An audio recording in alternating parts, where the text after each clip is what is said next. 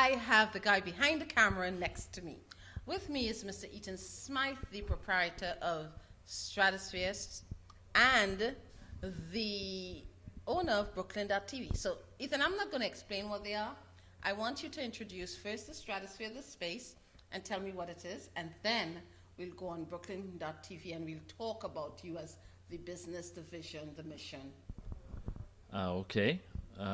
Stratosphere Studios is a space located here on Utica Avenue, 227 Utica Avenue, Brooklyn, New York, almost the center of Brooklyn. And it's a modest-sized space, I guess you can call it. It's a capacity of 74. We use it for it's our first base studio, right? When it was originally assembled, it was assembled to do music, film, and television projects. We have a recording facility for music, we have a vocal booth. Then over the years, we took out the control room since technology allowed us to do so, and we made a small stage area for live events to expand the space. And we also have provisions for beer and wine so that on those artistic events, we can have a little libation.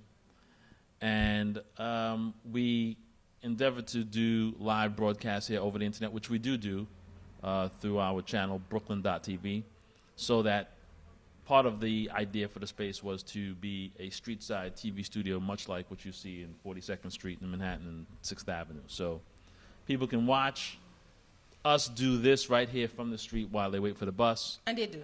And they do.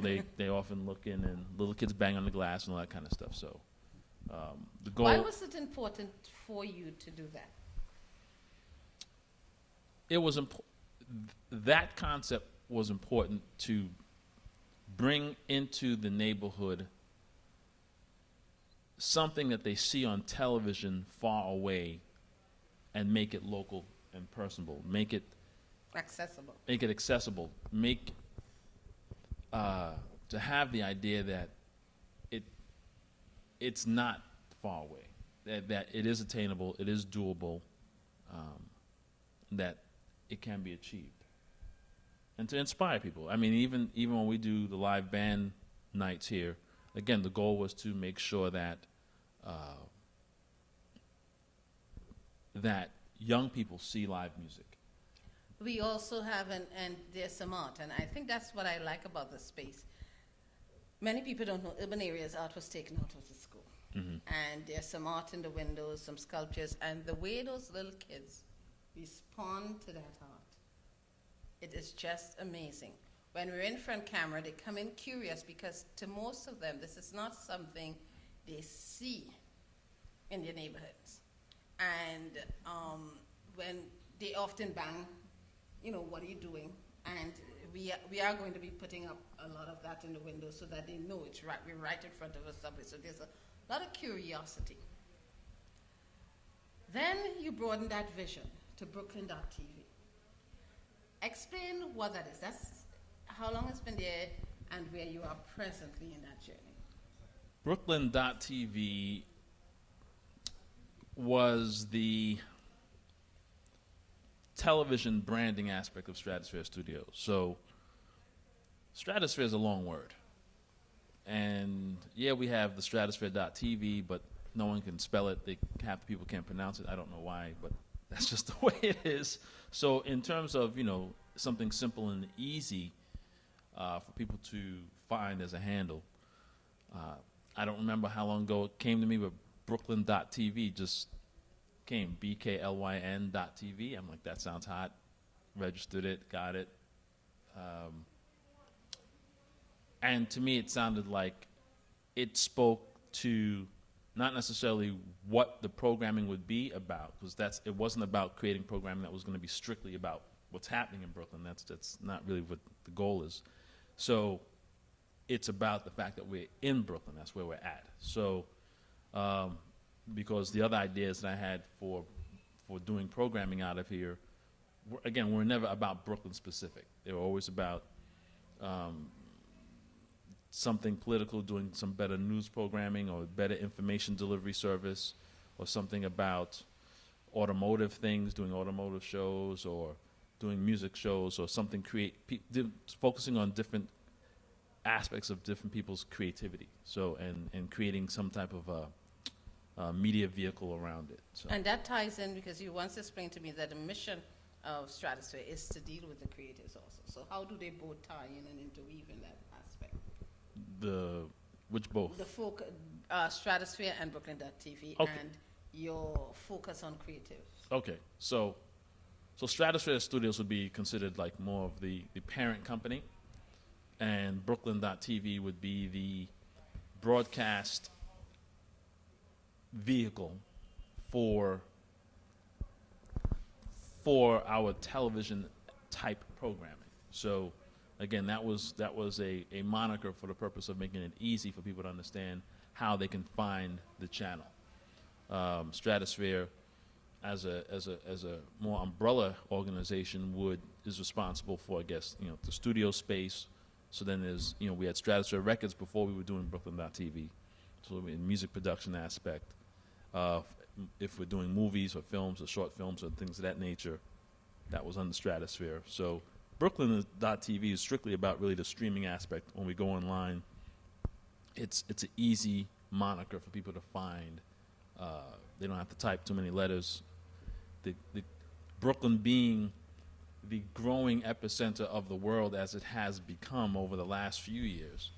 And, people who are very Brooklyn-centric, who are, they say you can go anywhere in the world and find somebody from Brooklyn. So Brooklyn right now is we used to do a poetry night here, Poetically Correct.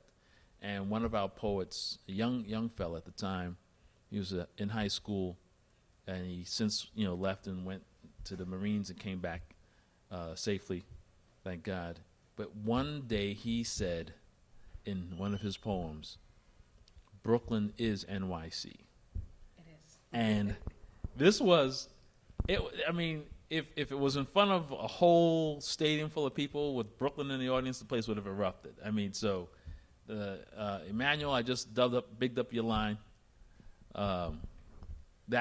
So that being the case, again, that's how the Brooklyn.tv name and why it seemed like it would work, because if the resurgence, the interest in Brooklyn, it may not mean anything to anybody outside of New York City, but if you were here and saw what was going on, it's just amazing what is being done to the city, not unlike what's really happening to other cities too. So you get into this gentrification concept, but so you're looking at urban centers having a revival where where these places have been decimated over the last 30 years. They're making their comeback. And that's a great Brooklyn's segue into the next question, because before we go into depth in the business models, etc., we're going to be posting this on the pages online. And what I'd like to do is to speak currently, first of all, the space and what it currently offers to those who would like to use it and how they can contact you. The stratosphere.com/contact or Facebook page. What? The stratosphere.com/contact. But I'd like you to tell us about the programming of the Stratosphere and how it is used and how it serves the community and your vision in the next 6 months for it. Okay. So the stratosphere.com concept, again, focused on dealing with creatives and creating a space for creatives to meet and to share and to display what it is they're doing and to meet other individuals who support and can be of aid to what it is they're trying to do so that they can further their careers. So that's always been a fundamental part of even that's almost like a DNA level mission from the beginnings of Stratosphere, in terms of making sure that people who we interact with, we encourage them to be what it is that they were put here to be. So and that's not just for those who are part of the creative class, but for anybody who's trying to do anything, who needs help to be what it is they were put here to be by God. So that's always what we, people have come in here and we engage them in conversations, and, the conversation will usually, swing right into, well, what are you into and what are you trying to do? And then the analysis into, well, almost why isn't it happening and what is it that you need, and finding out where the mindset of the individual is and seeing if they are thinking about it in a way that actually they can achieve it. Somebody coming here, I spoke to many people, somebody, oh yeah, I want to be a writer, whatever, and I asked them, so you want to be a writer? What do you want to write about? And he's, yeah, I'm trying to get to. I'm like, well, I said, do you have a notebook and you have a pencil? Then. And sometimes just the basics. Yeah, I said, if you have something to say, then just say it. You just, once you're writing it, then you're a writer. If you're not writing it, So if I were to walk in here, and this is something you and I have both talked about, and you've made that promise that is soon going to be there. Oh, your vision for the Monday nights, get into those 5 core nights. Okay. We're looking at our schedule. Monday night is designed as Musician Network Night, right? So Musician Network Night is designed to have a focus on the music community coming together. There would be a live performance. There would be information sessions. So on the business side. So for example, we're looking to have all aspects of individual's music career available as resources here. So on any night, let me not say it like that. On consecutive Monday nights, you would have different themes. So like we'd have the theme, the keynote talk for a night might be lawyers and why you need one. And so we would have an entertainment lawyer here, and that lawyer would give a 15-minute talk, not much longer than that, about the importance or some aspect of the industry that a musician should know about. Then on another night it might be management, or another night it might be producers. So that would be always a part of what we do, is to deliver information to people so that they can further on what it is they're trying to accomplish. And anyone who is wanting to work with you, collaborate with you, be part of that experience, I believe it's the Stratosphere, TheStratosphere.com/contact.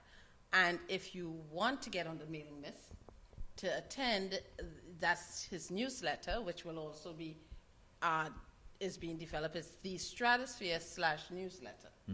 Now, in terms of music types, genre, etc., are you focused on any? Are you how broad or how narrow do you go? For the Monday night event, for a Musician Network event, it's broad.